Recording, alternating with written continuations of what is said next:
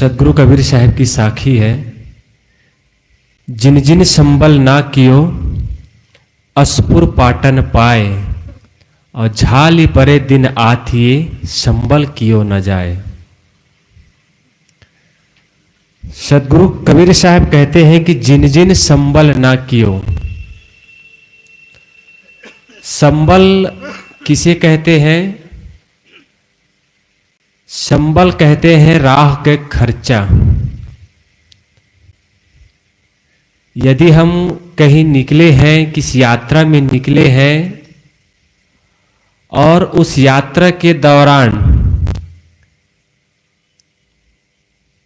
हम जो भी यात्रा की सुविधा के लिए जो सामान रखते हैं उसको हम संबल कहते हैं।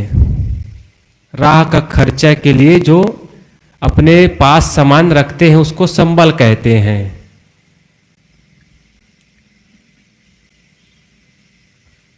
तो संबल है क्या चीज आखिरकार हमारे जीवन में?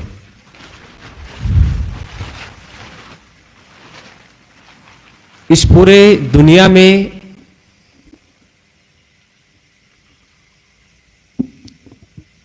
इंसान जब पैदा होता है,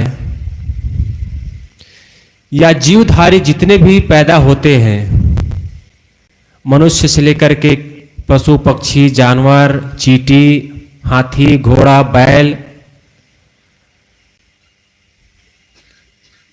जब से पैदा होते हैं तब से इनकी यात्रा आरंभ हो जाती है। जीवन की यात्रा। और ये जो यात्रा है, जीवन की यात्रा प्राकृतिक प्रदत्त है। ये प्रकृति के द्वारा हमको मिला हुआ है। इसको करना हमको जरूरी ही नहीं बल्कि मजबूरी भी है हमारी, इस यात्रा को करना। मृत्यु तक, बचपना से लेकर के, जन्म से लेकर के मृत्यु तक इस यात्रा को हमको करनी ही करनी है। कोई ऐसा व्यक्ति नहीं है जो कह दे कि मुझे यात्रा नहीं करनी है। वो अपवाद स्वरूप हो सकता है कोई कि अपने आप आत्महत्या कर ले, कुछ और कर ले, लेकिन इस संसार में जब से जन्म लेते हैं तब से मृत्यु तक हम अपनी जीवन की यात्रा आरंभ हो जाती है। हमारी जीवन की यात्रा आरंभ हो जाती है। इस जीवन की यात्रा के साथ साथ हम अपने जीवन में ऐसी यात्राएं और जोड़ लेते हैं, कई अनगिनत यात्राएं। अब ये कौन कौन सी यात्राएं हैं आप सब लोग जानते हैं। गंगोत्री, यमुनोत्री, प्रयागराज, उज्जैन, काशी, बनारस, ऐसी कई यात्राएं करते हैं अपने जीवन की सुख, अपने जीवन में सुख पाने के लिए। ये यात्रा आप लोग करते हैं। और यात्रा उसी को कहते हैं कि एक जगह से दूसरे जगह जाने की जो प्रक्रिया होती है, जो बीच में हम चलते हैं, उसको कहते हैं यात्रा। ऐसे ही हमारे जीवन की यात्रा है। हम जन्म लिए हैं और अपनी मृत्यु तक की यात्रा तय कर रहे हैं। तो हम चाहते हैं कि हमारी इस यात्रा में किसी प्रकार की विघ्न बाधा ना आए। हर कोई चाहता है। जैसे आप यात्रा करते हैं, कहीं जाते हैं इलाहाबाद और कहीं कहीं जाते हैं, तो आप लोग देखे होंगे अपने घरों में कि कुछ दिन, 4 दिन, 5 दिन, 10 दिन पहले पूर्व तैयारी होती है घरों में कि भाई हमको यहाँ चलना है। उसके लिए क्या क्या इकट्ठा करना है, सारी चीजें इकट्ठे करने हैं, कपड़े लत्ते साफ करने हैं, खाने पीने की सामान इकट्ठा करना है, पैसा कौड़ी इकट्ठा करना है, और ना जाने कई कई प्रकार की सब सामग्री इकट्ठा करते हैं आप लोग। क्यों करते हैं? क्योंकि पूरा प्रत्येक मनुष्य यही चाहता है कि हम जब जा रहे हैं रास्ते में, तो हमारे जीवन में या फिर हमारे सफर में किसी प्रकार की कोई भी तकलीफ नहीं आनी चाहिए। यात्रा इसीलिए तो करते हैं आप सब कि हमारे जीवन में किसी प्रकार की दुख और ना आए, या फिर हमारी यात्रा में किसी प्रकार की विघ्न बाधा ना आए। इसके लिए आप बड़े एकाग्र होकर के सारी चीज को इकट्ठा करके रखते हैं। यदि आप अपने पास कुछ सामान न रखें, कुछ पैसे ही न रखें और रास्ते में कुछ हो जाए तो आपको दुख और तकलीफ मिलेगी कि नहीं? मिलेगी ही मिलेगी। और इसी से हम सब बचना चाहते हैं, दुख से। तो यात्रा का जब करते हैं हम, बाहरी यात्रा, उसके लिए तो हम एकदम जोर शोर से लग जाते हैं कि सारी चीजें इकट्ठा करना है, किसी प्रकार की भूल नहीं होनी चाहिए भाई।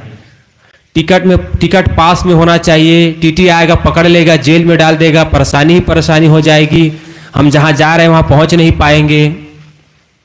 इसके लिए हम सजग रहते हैं, हम बड़ी गंभीरता से। और यात्रा जब हम करते हैं तो यात्रा की कुछ नियमें होती हैं। यात्रा हम जब करते हैं कहीं तो उसका भी एक नियम होता है। आप लोग बसों में, ट्रेनों में यात्रा किए होंगे। उस बस में, ट्रेन में क्या चीज लिखा होता है आप सब ध्यान दिए होंगे। सीट के ऊपर में क्या लिखा होता है? कृपया यात्रीगण अपने सामान की सुरक्षा स्वयं करें, ऐसा लिखा होता है ना। यदि हम यात्रा कर रहे हैं और हमारे सामान कहीं चोरी हो जाए तो क्या होगा? बस वाला को आप कहेंगे कि भाई साहब हमारे सामान चोरी हो गए, तो क्या कहेगा वो? भाई आपके सामान है, आप देख रेख करिए, हमारी क्या जवाबदारी है उसमें? और दुख के सिवा कुछ मिलेगा नहीं, आप रोते गाते रह जाएंगे। तो जब हम यात्रा करते हैं, उस यात्रा के लिए हम इतने सारे सामान, संबल इकट्ठा कर लेते हैं अपने राह के खर्चा के लिए। और बसों में भी ये चीज हम देखने को मिलता है कि अपनी सामग्री की जो भी सामान है उसकी जिम्मेदारी आप स्वयं लें। इसके लिए आप तत्पर रहते हैं, एकदम जुट जाते हैं कि भाई सामान कहीं ना खो जाए।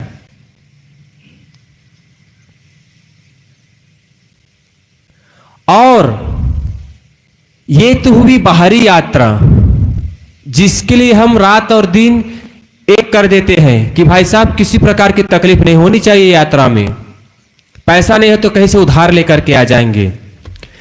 ऐसे ही हमारे जीवन की यात्रा है। जन्म जैसे लिए, सोचने समझने की हमें क्षमता हुई और हम साधु संतों की संगत में जाकर के ये जानते समझते हैं कि भाई साहब हमको मोक्ष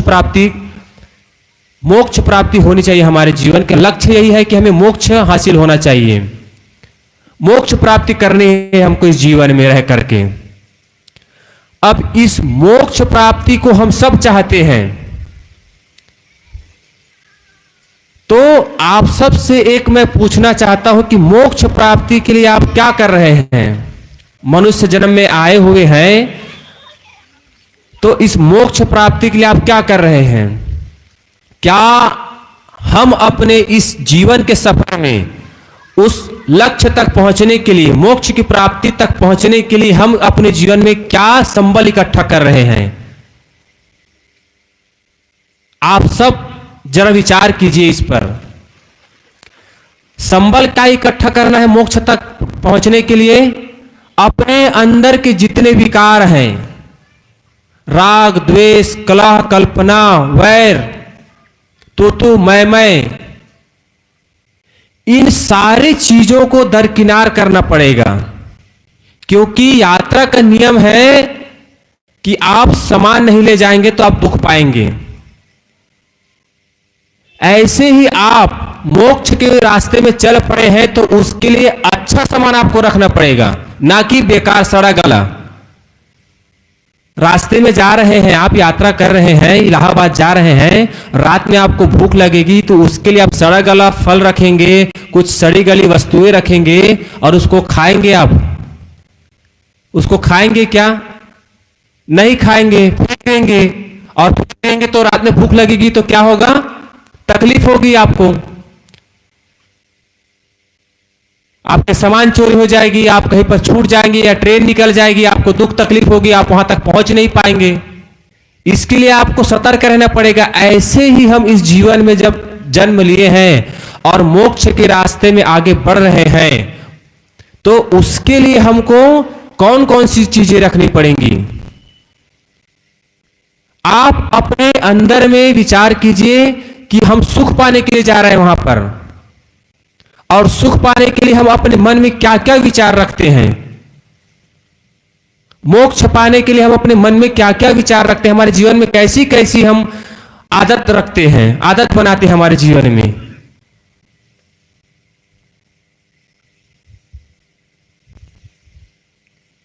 आप मोक्ष पाना चाहते हैं तो मोक्ष पाने के लिए आपको संबल इकट्ठा करना पड़ेगा। संबल, अच्छा संबल, प्यार का, एकता का, समता का, अच्छे विचार का, दया का, देने की भावना, एक दूसरे के प्रति त्याग करने की क्षमता, ऐसे ऐसे सद्गुणों को हम अपने जीवन में उतारेंगे, यही हमारे अंतिम समय में काम आएगा। संबल का एक काम करेगा, ये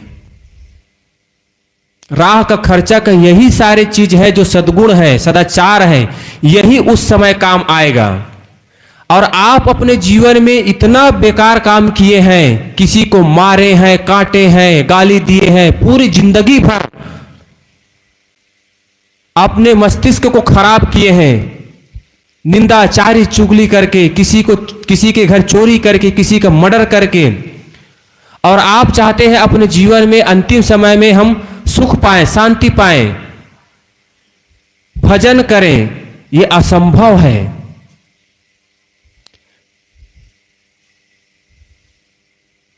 और संबल हम कहां इकट्ठा करते हैं, ऐसे सत्संग रूपी बाजार में आकर के हम जब अपने जीवन के लिए यही सद्गुण सदाचार इकट्ठा नहीं करेंगे ना, तो हमारा जीवन व्यर्थ हो जाएगा। मोक्ष के रास्ते में हम आगे बढ़ ही नहीं पाएंगे, आधे रास्ते से हम कहीं भटक जाएंगे या तो वापस आ जाएंगे, क्योंकि हमारे पास सामान ही नहीं रहेगा रास्ते के खर्चा के लिए। तो क्या करेंगे, दर दर के ठोकरे खाएंगे, भीख मांगेंगे, या तो हो सकता है हम वापस लौट जाएंगे घर तक। ऐसी ही जीवन की यात्रा हमारी है,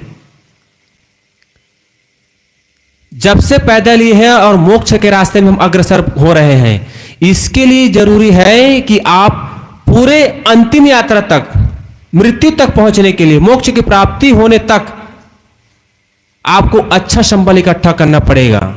और ये संबल इकट्ठा ऐसी सत्संग रूपी बाजार में आकर के आपको मिलेगा। यही सद्गुण और सदाचार जो है, यही उस मोक्ष के रास्ते का खर्चा है, आपका संबल है, वस्तु है, एक समझ लीजिए, एक प्रकार की। रास्ते में खाने पीने के लिए जो वस्तु रखते हैं ना, वैसी ही ये सद्गुण सदाचार हमारी एक वस्तु ही है। बीच में चले जीवन के रास्ते में हम अग्रसर हो रहे हैं, मृत्यु तक रास्ते में आगे चल रहे हैं, यात्रा कर रहे हैं। बीच में हमको क्या मिल जाते हैं, कोई भटकाने वाले मिल जाते हैं। अरे यार छोड़ो यार, सत्संग में क्या करने जाना, क्या मिलता है, कहीं भटका दिए। तो यही जो हम लोग संतों गुरुजनों की वाणी को जो सुने रहते हैं, वही विचार उस समय काम आता है जब भटकाने वाले हमारे जीवन में आते हैं। तब यही जो छोटी छोटी बातें हैं संतों गुरुजनों की, वही हमारे मोक्ष के रास्ते में काम आता है। और हम चाहें कि आज ना करके एकदम बुढ़ापे में जर्जर अवस्था में करना चाहें तो यह असंभव है। इसलिए आप पहले से तैयार रहिए, पहले से इकट्ठा कर लीजिए सारे चीजें, सारे वस्तु, तब आप उस रास्ते में एकदम सही सलामत पहुंच पाएंगे। उस यात्रा को हम सही सलामत कर पाएंगे। हमारे जो जीवन की जो यात्रा है ना, उसको हम सही सलामत कर पाएंगे, एकदम सुखमय पूर्ण, खुश होकर के, सुखी से एकदम। उसीलिए हम सब यहां पर इकट्ठा हुए हैं और इसी के लिए रास्ता संत गुरुजन बता रहे हैं। इसको सुनिए और अपने जीवन के जो लक्ष्य की प्राप्ति के लिए हम यहाँ पर एकत्रित हुए हैं उसको जरूर आप प्राप्त करेंगे। बस इतना कहकर मैं अपनी वाणी को विराम देता हूं।